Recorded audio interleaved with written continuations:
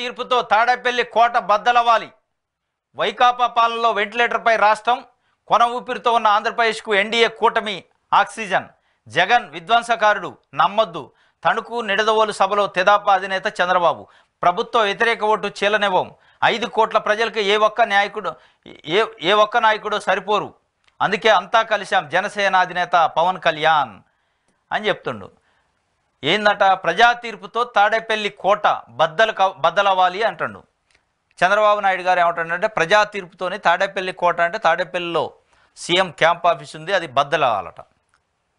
కానీ ప్రజలు ఏమనుకుంటున్నారు, ఈ ప్రజా తీర్పుతోని తాడేపల్లి కోట నుంచి విశాఖపట్నానికి రాజధాని మారింది. విశాఖపట్నం ఒక రాజధాని, అమరావతి ఒక రాజధాని, 3 రాజధానులు, కర్నూలు ఒక రాజధాని, executive and judicial and legislative రాజధాని అవ్వటానికి పునాది పడుతుంది ఈ ప్రజా తీర్పుతో అని వాళ్ళు అనుకుంటున్నారు.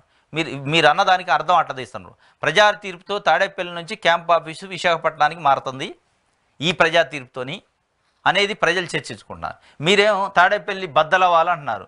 బద్దలవి ఎక్కడ పోద్ది? విశాఖపట్నానికి పోద్ది. సింపుల్, అంతే. ఏముండదు. ఈ బద్దలయ్యేది ఎక్కడికి పోద్ది? జగన్మోహన్ రెడ్డి గారు గెలిస్తే 3 రాజధానులు సక్సెస్ఫుల్గా అమలు చేస్తారు అనేది ఇది ఒక వార్తగా ఇచ్చారు.